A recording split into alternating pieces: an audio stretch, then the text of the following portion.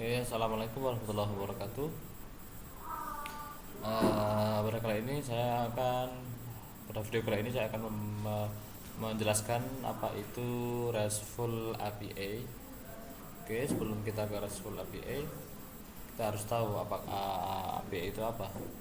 API adalah singkatan dari Application Programming Interface. Jadi secara garis besar, API itu adalah metode yang digunakan untuk komunikasi antar komponen dengan software dalam software. Dan API juga digunakan dalam membuat website, database, sistem operasi web, kemudian hardware dan lain sebagainya. API juga merupakan kumpulan fungsi dan cara berkomunikasi atau peralatan untuk membuat software. Oke, jadi API itu bertujuan untuk misalnya saling berbagi data antara aplikasi lain dengan aplikasi yang satu. Tujuannya untuk mempercepat proses, untuk mempercepat proses sehingga pengembangan aplikasi yang lain. Jadi cara menyediakannya, functionnya itu sehingga para developer nggak usah membuat lagi yang seperti serupa gitu. Jadi tinggal ikutin aja gitu. Kemudian API itu sebetulnya tidak ada hubungannya dengan web, karena web ini sudah ada sebelum web ini. API sudah ada sebelum web. Oke, kemudian kita ke RESTful API. RESTful API itu adalah singkatan dari Representational State Transfer. Atau RESTful API adalah API yang menggunakan HTTP atau web sebagai sarana komunikasi dengan aplikasi. Oke. Mungkin ada yang tanya, apa bedanya API sama RESTful API? Oke, di API adalah software yang mengintegrasikan dengan aplikasi yang kita buat dengan aplikasi lain. Jadi ada hubungannya antara aplikasi kita dengan aplikasi orang lain. Jadi tujuannya itu adalah saling berbagi data antara aplikasi yang sudah diintegrasikan tersebut. Sedangkan REST API itu merupakan salah satu dari desain arsitektur dalam API itu sendiri. Jadi cara kerja RESTful API itu, klien akan melakukan akses pada data atau pada REST servernya, kemudian akan dibedakan oleh sebuah global ID.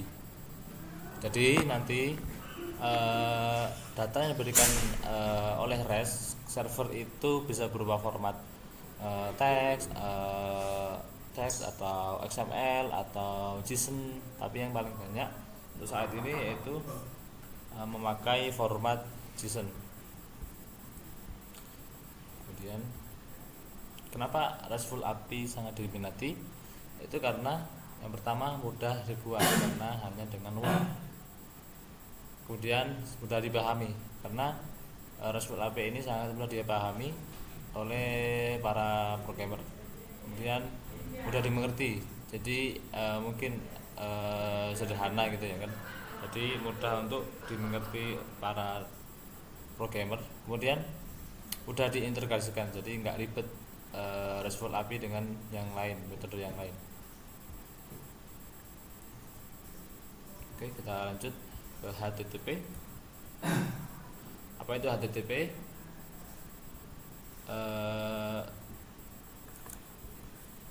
Jadi sebuah HTTP itu cara bekerjanya itu internet dia akan pertama klien dia mengirim request ke internet.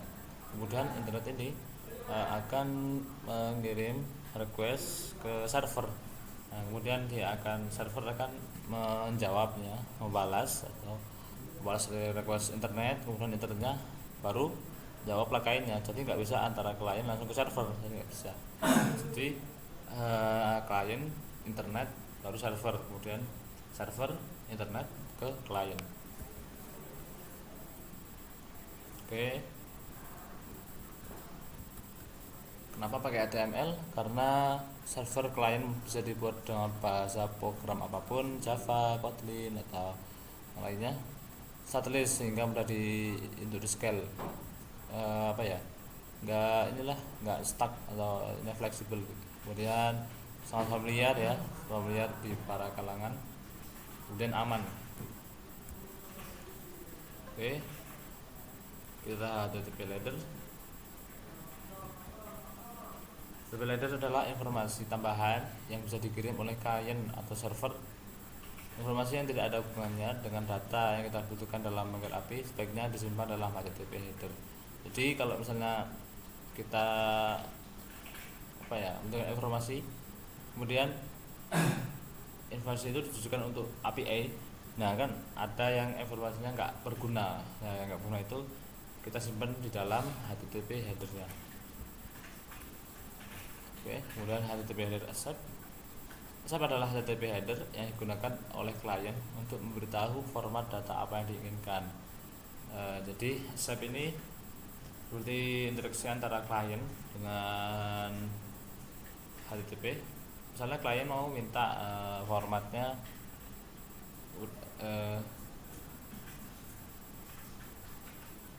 klien mintanya data yang formatnya misalnya JSON. Nanti ACP ini akan memberikan JSON.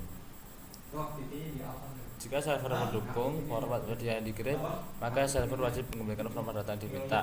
Jika tidak mendukung, server bisa menolak request dari klien. Jadi server itu bisa menolak request dari klien jika formatnya tidak mendukung. Nah, ini ada rekomendasikan tidak menggunakan URL extension sebagai format data seperti API product.json atau API product XML. Jadi sebaiknya yang lain karena mungkin ada kesusahan di situ. Kemudian contoh accept yang populer adalah application atau JSON, application XML, text plain. Kemudian dalam HTTP itu ada beberapa metode dalam yang dipakai dalam REST API, yaitu yang pertama adalah GET. GET ini berfungsi untuk membaca data atau resource dari REST server. Jadi misalnya get item code, nanti itu adalah untuk membaca dari datanya. Kemudian POST itu berfungsi untuk membuat data resource baru di REST server. Kemudian PUT itu untuk memperbarui data, jadi put item nanti untuk memperbarui data itemnya. Kemudian delete ini untuk menghapus data delete untuk menghapus data atau resource. Kemudian option untuk mendapatkan operasi yang disupport pada resource dari REST server. Kemudian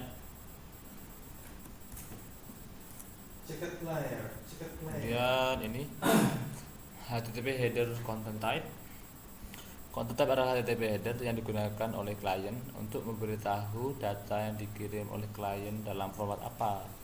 Jadi kan yang ASAP kan ini untuk memberitahu data apa yang diinginkan Kalau ini oleh klien untuk memberitahu data yang dikirim oleh klien itu formatnya apa gitu. Nanti dibaca oleh si content type-nya. Kemudian server bisa menolak request dari klien jika content type tersebut tidak didukung oleh server. Jadi misalnya kita kirim data request, kemudian servernya nggak mendukung. Nah, server ini bisa menolak request dari kliennya.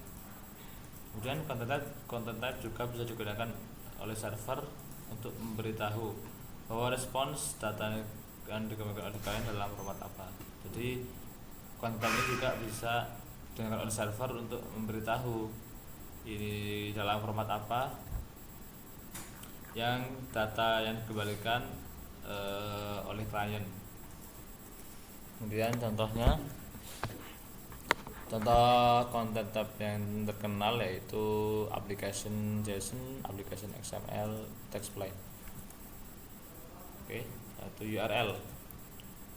URL adalah singkatan dari Uniform Resource Locator. So URL adalah alamat yang diberikan web untuk mengakses sebuah resource. Resource bisa berupa HTML, CSS, JavaScript, dokumen, gambar, dan lain-lain. Contoh URL misalnya http YouTube, http www.instagram.com, http www.apa. Oke, ini adalah struktur dari URL. HTTP ini adalah termasuk dari protokol atau protokolnya gitu. Kemudian ini yang www ini www.youtube.com ini adalah domainnya, domain dari sebuah web. Oke. Kemudian 80 atau ini portnya adalah struktur URL portnya.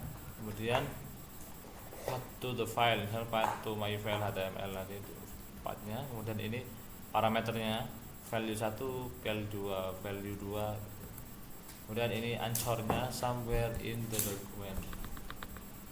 Kemudian HTTP message.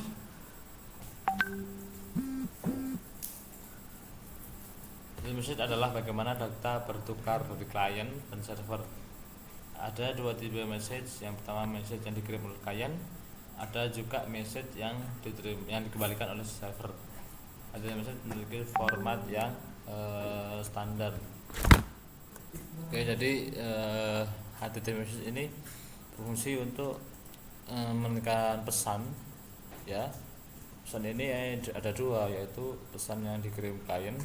Kemudian misalnya pesan yang dikirim klien itu misalnya klien minta data ini, kemudian si server ini juga mengirim pesan ke klien.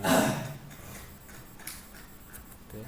Dan HTTP body adalah data yang dikirim dari klien atau data yang dikembalikan dari server. HTTP body tidaklah wajib.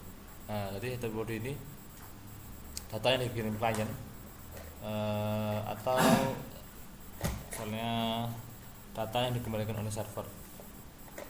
Dan contoh content type HTTP body adalah application JSON, application XML, plain text, application www from unrealized, dan multi-platform data dan lain-lain. Oke, ini adalah authentication dan authorization. Oke, authentication memvalidasi kredensial untuk memverifikasi pemilik identitas. Jadi untuk keamanan ya, keamanan dari ininya webnya. Contoh proses authentication adalah proses login yang menggunakan username dan password. Ini agar menjadi aman, keamanan.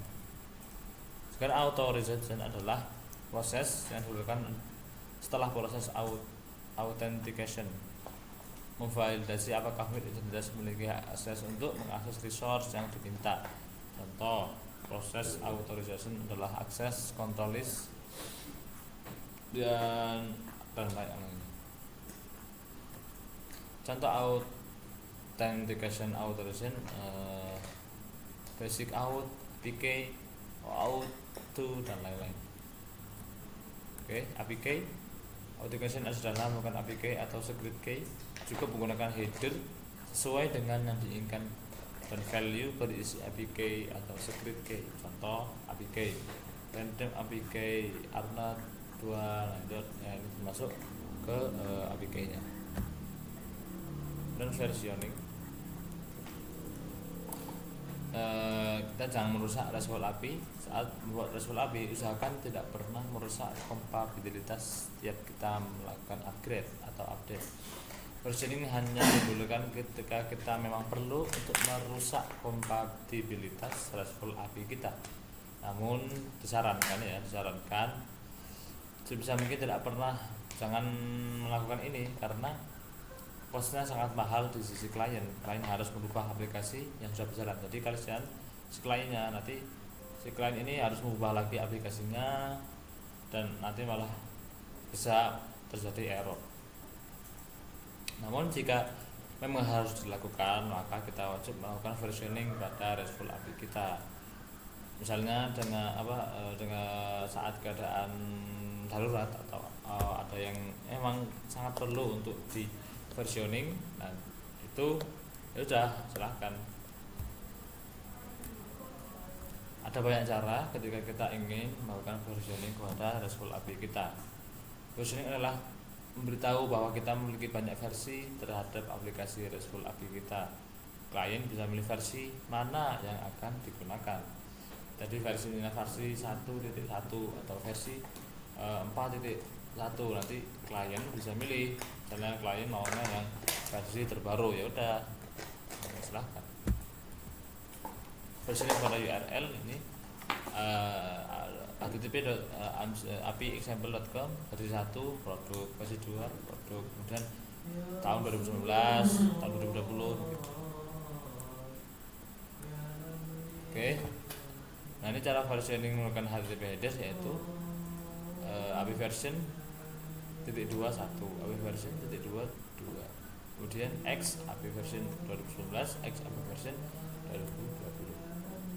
Nah, ini RESTful API yang baik tidak akan pernah merusak API, sehingga sebenarnya tidak butuh buat API versi baru. JSON adalah singkatan dari JavaScript Object Notation. JSON adalah tipe data objek pada JavaScript. Jadi JSON ini tipe data, yaitu para objek yang tipe data objek pada si JavaScript. Kenapa kita menggunakan JSON? Karena JSON sangat populer di dalam metode RESTful API kita. Saat ini data JSON sangat mudah dibuat dan dimengerti oleh manusia. Jadi mungkin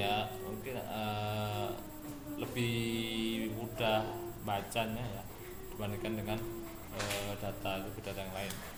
JSON tidak hanya mudah dibuat dalam JavaScript, namun bisa hampir semua bahasa. Misalnya JSON itu nggak hanya di JavaScript, misalnya di CSS bisa.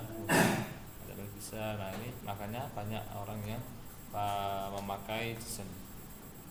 Data dalam bentuk JSON sangat ringan, sehingga cocok untuk digunakan sebagai data komunikasi antara klien dan server. Jadi JSON ini ringan dan mudah digunakan, atau ya nggak berat-beratin gitu. Jadi mudah, cocok untuk digunakan komunikasi antara klien dan server. Oke, ini adalah tahapan membuat RESTful API. Kita buat kesalahan dulu ya. Kesalahan ketika buat RESTful API yaitu teman-teman selalu buat CRUD API untuk table di database. CRUD API ini misalnya CRUD itu create, read, kemudian apa? D-nya itu delete. Nah, buat respon data sama dengan table di database. Kemudian membuat API terlebih dahulu, baru mengerjakan web atau mobile dengan API yang sudah dibuat. Enggak kesalahan. Mengembalikan data selengkap-lengkapnya di API, membuat API yang tidak dibutuhkan oleh klien. Jadi kita membuat API itu yang hanya dibutuhkan oleh klien, jadi nggak usah kita buat sendiri. Misalnya business flow, ada aplikasi bisnis gitu kan. Nah, ada webnya, kemudian tim menggunakan API dokumentasinya, kemudian dia menuju ke pengembang si RESTful API-nya. Oke, contoh RESTful API shopping cart misalnya. Customer menambahkan barang keranjang bisa lebih dari satu barang. Misalnya di aplikasi Shopee. Di aplikasi Shopee kalian bisa menambahkan keranjang, barang dalam keranjang itu bisa lebih dari satu. Misal kita menambahkan 5 itu bisa. Dan customer membuka halaman keranjang bisa mengubah data kuantiti barang. Nah, misalnya kita udah nyimpen 5 barang yang di keranjang. 5 barang misalnya sepatu, tas, sandal, celana dan lainnya. Nah, itu kalian bisa klik, kemudian kalian bisa ini tambah kuantitasnya. Misalnya yang tadi 1, kalian bisa tambah jadi 4 atau 5 gitu. Nah, customer memasukkan alamat pengiriman. Nah, seperti di Shopee kalau kalian mau beli, pasti kalian harus masukkan alamat pengiriman Anda agar sampai ke rumah Anda. Jadi itu adalah contoh RESTful API-nya. Kemudian customer akan menekan tombol order untuk membuat order. Jadi, setelah misalnya masukkan keranjang, kemudian keranjang dibuka, kemudian nambah kuantitasnya, kemudian masukkan alamat pengirim. Nah, setelah itu kalian bisa order tuh, bisa pesan atau pesan barang, kemudian nanti kalian bisa bayar lewat bank atau lewat yang lain. Oke, setelah itu kemudian start coding. Oke, ini cukup sekian penjelasan dari saya. Semoga bermanfaat. Assalamualaikum warahmatullahi wabarakatuh.